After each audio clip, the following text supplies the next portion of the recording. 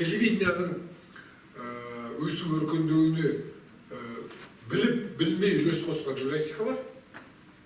Ал телевидениянын мүмкіндіктерін өзінің жеке мүддесіне пайдаланған журналистика бар. Осылар көп. Неге деген сұраққа жауап жоқ. Телевидениянын мүмкіндіктері сұмдық қой. Соны пайдаланған адамдар жеке басының мүддесіне пайдаланған адамдар бар. 61 жыл тарихы бар телевидениянын әйке. Ғылыми айналымға түспегендігі туралы осы мемлекетке 2 жыл болды айтып жүр. Бұл ғылыми айналымға түспей, осы ғылыми бірдемелер дәлелденбей, телевидениянын бүгінгі айтып отырған проблемасы таусылмайды. Телевидение өнер дәрежесіне көтерген адамдар бар ғой, Камалаға секілді адамдар. Сен кеше Совет Мазутовтар.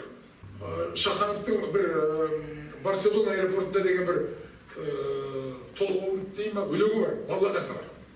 Барселона аэропортында бір күні қаптап, бір қара қаптап кетеді. Самолеттер ұшырмай қалады. Оқ атады, дәрі шашады, істемеген істейді, қара кетпейді. Бір қарай келеді. Не істемейсіңдер? Оқ атып, ердің бәріндері. Мынау қарғалай кетпейді, самолет ұшырмайды. Ой, деп күлді дейді. 5-6 қыран әкең керек, аспанға. 5-6 қыран әкең керек екен, қарғалай зытып кетті да. Осы бүгінгі телевидение керек деп ойлаймын. Қыран керек, маман керек. Адам керек. Тележурналистика мен телережиссерларды, телемаманды дайындайтын мекеме жоқ. Бүгінгі журналистика факультеті 27 жоғары оқу орнында журналистика факультеті бар, білесің ба? Қазақстанда 27 журналистика факультеті бар. 27 жоғары оқу орнында. Журналист жоқ. Менің тұсымда 50 адам бітірдік біз. 10 жылдан кейін 50 адамның 40-ын ел танитын. Оның ғана танымай қалды. Онда да оны жаман болғандықтан емес. Ол мемлекеттік қызметке кеткендіктен, басқа салаға кеткендіктен танымай қалды. Қалғандары не? Телевидениеға жүрген мен секілділерді емес, жазатындарын танитын. Қай нәрсе білген адам бар? Дид Ахметтер мысалы, мен бір оқыдым. Дид Ахмет кітап ма? Ендеше кадр мәселесі деген үлкен дүние. Қазақтың баяғы өзінің салтындағы, дәстүріндегі мәдениеттің биік деңгейінде бір-бірімізге шындықты айта алатындай шамаға жеткенде, осы проблеманың бір талай тағы да көтеріліп түсіп қалады деп ойлаймын. Біз бүгін мен де өтірік айтады, сен де өтірік айтасың, олды айтады. Өтірікті былай ғой. Сен өтірік айтқанын біліп отырып, соған өтірік сенетін дәрежеге жеттік. Міне проблема қайда? Қазақстанда 30 жыл бойына журналистика бір тәуелсіз қоғамдық институт ретінде қарастырылған жоқ. Ол сол биліктің бір жаршысы, насихатшысы ретінде ғана қаралды. Сол себептен бізде жақсы журналистік мектеп қалыптасқан жоқ.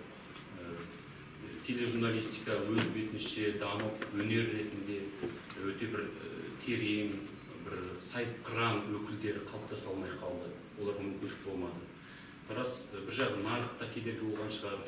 Бірақ ең бірінші себебі бұл саяси себеп деп ойлаймын. Қазақстанда 30 жыл бойы орнаған авторитарлық жүйе журналистиканы жоюмен ғана айналысты. Тек қана лакей ретінде, малай ретінде қарады. Өкінішке қарай көбіміз, мен өзімді айта алмаймын, бірақ көбіміз сол жүйенің малайы дәрежесінде журналистік қызмет атқарып, айту керек дүниені айта алмадық, жазу керек дүниені жаза алмадық, шығаратын дүниені шығара алмадық. Сондықтан ең бірінші тақырыптық тұрғыда ең басты баруымыз керек тақырыптарға бара алмадық. Қоғамдағы өте үлкен оқиғаларды, саяси тапсырыспен болған өлтірулерді, үлкен қоғамдық қанды оқиғаларды, Жаңаөзен сияқты оқиғаларды бірде-бір Қазақстан телеарнасы, Қазақстандағы бірде-бір телеарна оны бере алған жоқ өз эфиріне. Барлық уақытта тек пропагандамен айналыстық. Бұл өте өкінішті жағдай. Бұл біздің журналистік бәсекемізді жойды. Бұл салада бәсеке жүрген жоқ. Оны тек интернет арқылы ғана бірдейтілі адамдар осындай батыл тақырыптарға бара алдық енді. Мен оны мақтан деп есептемеңіздер, бірақ бәсеке болмағандықтан өте қиын екен. Қазір мысалы мен жұмыс жасайтын баспасөзі бәсекесі жоқ, бәсекелесі жоқ. Қазақстанда BBC жоқ, Евроньюс жоқ, Әл Жазира жоқ. Еріксіз азаттық өзімен өзі жарысқан сияқты жағдайда қалып қалады көрінеді. Енді отырып алып біз жас алашпен немесе датпен өте жағдай, экономикалық жағдай төмен, ешқандай әлеуметтік желіде видео контенті жоқ журналистикамен біз жарыса алмаймыз. Ал Қазақстанмен немесе КТК-мен немесе 31-мен тағы басқа каналдармен жарысуда ешқандай мағына жоқ, өйткені тақырыптық тұрғыда біздің бағытымыз мүлдем бөлек. Осы тұрғыда ең бірінші мәселе саяси себеп деп есептеймін. Тіл, қолданыс енді ол айтыла беретін және айтылу керек тақырыптар деп ойлаймын. Енді бұл жерде көрерменнің көзқарасымен қарасақ әртүрлі. Мысалы, дәл қазір біздің телевизияда шындығында жаңағы мына жақта айтып отырған саяси сараптамалық бағдарлама жоқ. Апталық бағдарламалар бар. Әлбетте ол мысалы әлі солай келе жатыр. Мүмкін енді өзгеріс болатын шығар, жаңа қандай тақырыптар болатын. Мысалы, оны бүгін сіз WhatsApp-тан арқылы тарап кетсе, ертең ол YouTube-та шығады. Сол жексенбі күні күтсеңіз, ол апталықта жүреді. Мысалы да, ол бір шетінен халыққа әлбетте қызық емес, оны апта бұрын дүйсенбі күні көріп алғанда, жаңағы тасқынды немесе басқаны. Енді ол жерде тек қана апталық деп біз апталық сараптамаймыз. Ол жерде оған жаңағы әкімді тағы бір пікірлерді қосу, әйтеуір біз соны апталық деп келе жатырмыз. Апталық бәлкім бағдарлама, бірақ ол сараптамалық бағдарлама емес, сараптама енді қазақ тіліндегі жоқ, ол рас. Бірақ оның бәрінің себебін бәріміз білеміз, осындай мүмкіндік болмады оған, оны жасамадық. Иә. Ал бірақ та енді мысалы мен ойлаймын, мысалы егер Нұртілеуаға, допустим, енді қазақтың білмейтіні жоқ, бәрі осы кісіні телевидениемен байланыстырады, арасында жоқ болды. Бірақ мысалы өзінің енді ОРТ-ға келді, қазір заң туралы жүргізілсе, мысалы әр көрермен жадында қалған адамдар болады жүрегінде. Мысалы мен ойлаймын, қазір ОРТ-дағы сол бағдарламаны мүмкін басқа біреу жүргізсе, оның баяғыда жабылып қалып немесе рейтинг болмас еді. Себебі мен оны қалай білемін? Өзіміздің жаңағы мысалы ағайын басқаны алмай ақ қояйын, ағайын туыс тағы басқа мысалы енеміз бар 75-тегі. Ой, мына жерде Нұртілеу отыр, ол сізді мүмкін тыңдамайды, ана жерде сіз заңды айтып жатсыз ба, болмаса бір өлім жітімді айтып жатсыз ба, бірақ бастысы осыны көру. Сол сияқты сол жерде бүкіл пенсионерлер мысалы немесе жаңағы келген жаңағы несін ұмытады да, өздерінің бесік тойға келді ме, басқа келді ме, жоқ, осы кісіге әйтеуір қосып, ең құрмаса қосып қойып, бізде қосып қоюдың өзі уже оның рейтингін көбейтті деген сияқты. Сол сияқты дәл қазіргі мысалы мен ойлаймын, мысалы Қасым қазір оппозиция жайлы айтты, өзіне бәсеке жоқтығын айтты, тағы басқаны айтты, эфирден келгім келеді, бірақ мен оны әлі жаңағы кезінде жүргізген шынның жүзінен келгендей болып көріп отырамын да. Сондықтан мен ойлаймын, бұл жерде енді шын ниетпен өзінің жүрегімен жүргізген жүргізушілер, ол нарықтың назарында олар мүмкін оны арнайы бір қоғам болып, сен енді міне телевизияның нарқасқасы болдың, мықтысың, сен сайт құра деп сайламаған, бірақ оны 90 жыл болсын, дүрбелең болсын, жоқ болсын, нан жоқ болсын, бірақ халық өзінің егер нағыз шынайы жүрегімен жүргізген журналисті қабылдайды. Телевидениенің қазір ақсаған нәрсесі менің ойымша қазақ жалпы телевидениенің Астанаға көшуі сияқты. Өйткені бізде жалпы журналистер екіге бөлінеді ғой, мықты сол ісіне берілген журналистер мен нан табудың жолында жүрген журналистер. Бірақ бізде көбіне сол нан табудың жолында жүрген журналистер көбірек та.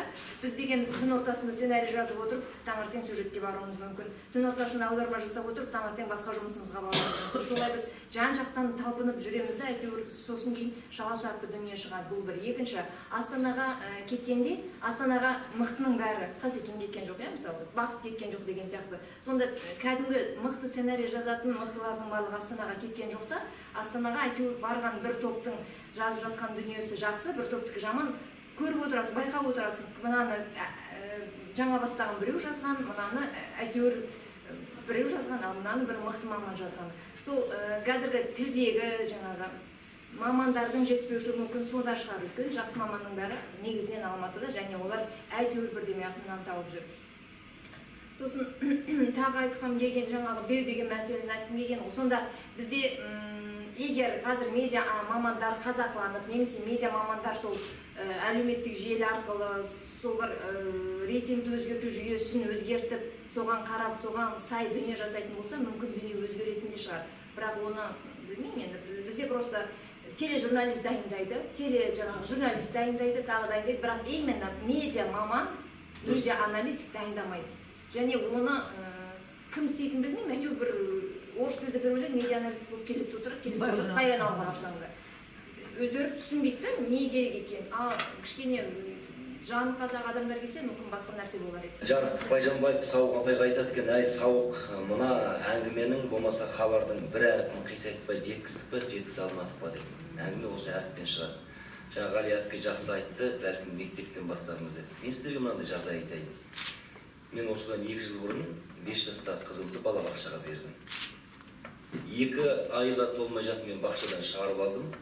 Енді сол 2 айға жетпейтін уақыттағы бақшаның жемісі менің қызым ың дейтін әріпті айта алмайтын дәрежеге келді. Енді мен соны түбелікті өзім айналысып отырып 7 ай деген кезде ың дейтін әріпті қайтып зорға қалпына келтірдім. Жайлаудың деген тақпақты айтып тұрған бала жайлаудың дейді. Күнде кеш жағын барып сонымен айналысам.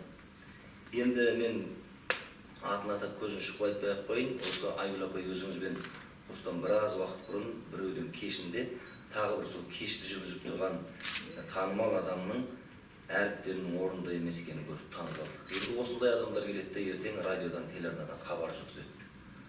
Ал телеарна болсын, радио болсын, бәрібір ұлтты көрерменді тәрбиелейді. Жаңа сіз дұрыс айттыңыз, Гүлмира да дұрыс айтты. Мысалы, кез келген қазақ көрермен Нұртілеу ағаның бет бейнесін көргісі келеді. Сөйтіп Нұртілеу ағаға еліктеген ұрпағы өсті. Ол дұрыс. Киімін, сөзін, білімділігін Қасымға да еліктеген ұрпақтар өсті мысалы. Шынның жүзін сол үшін көрді. Бірақ біз қазір тіл деп айтып жатырмыз. Тілмен бірге біз қазақтың қоңыр үнінен айырылып. Қазір біз кез келген ер адамның телевидениеге келіп жатқан қыздардың дауысын қараңыздаршы, біздің табиғи емес. Мысалы, мәселен Байжанбай болмаса Аманжан болу шарт емес. Бірақ мысалы Қасымның шынның жүзін жүргізген кездегі хабарындағы өзінің табиғи бояуы мысалы маған ұнайды. Ол таза қазақы. Ол еліктемейді мәселенге. Сол айтқандай Нұртілеу ағаның да өзінің дауыстарының бояуы бар. Біз осы мәселеге мән беруіміз керек. Ал енді жаңағы бізге келеді практикаға, іс тәжірибеге. Сонда бірінші айтатындары радиодан үйренеді монтажда, қалай хабар жасау керек, қалай сауалнаманы алу керек. Сосын айтады бәрі, енді телеарнаға қалай жұмысқа тұруға болады аға. Неге? Бірден танымал болуымыз керек та. Енді Нұртілеу аға білесіз, кезінде енді бізде Қазақстанда электрондық бұқаралық ақпарат құралдарының атасы радио ғой бәрібір. Енді мысалы кешегі Абдолла аға да, мысалы Бақберген Табылдиев та, Иманбай ағаларда мысалы көбісі радиодан шыңдалып телеарнаға барды мәселеге. Одан кейін жаңағы Нұртілеу аға сіз жақсы айттыңыз. Біз мектепті бұзып алдық деп дұрыс айтасыз. Мен басқа мынау коммерциялық арналарда шаруам жоқ. Өзіміздің телерадио корпорацияда кезінде сан түрлі қысқартулардың аясынан бізде мектеп бұзылды. Мен соның өзім куәсімін. Мысалы, радионың алған кезде кешегі Осман ағалардан, Жолымбет Кейкеліптерден қалған үрдіс, Дүйсенбек Қанатбаевтардан қалған үрдіс ортаға 25 жылға секірді. Көрдіңіз бе міне? 25 жыл мен 20 жылдың ортасы. Пышақ кескенде әлгі кісілер қысқартуға кеткен кезде орнына келген адамдар кім еді? Сол жаңағы стажировкада жүрген, радионы менсінбейтін адамдар жұмысқа тұрды. Оның ортасында сан түрлі саяси дүрбелеңдердің кезінде де сондай болды. Нұртілеу аға жаңағы Қасымдар кетіп қалды дейтін уақыттарда. Сондай өкілдер келді де біздің радио мен телеарнаға қожа бола бастады. Осының зардабын бүгін біз көріп отырмыз.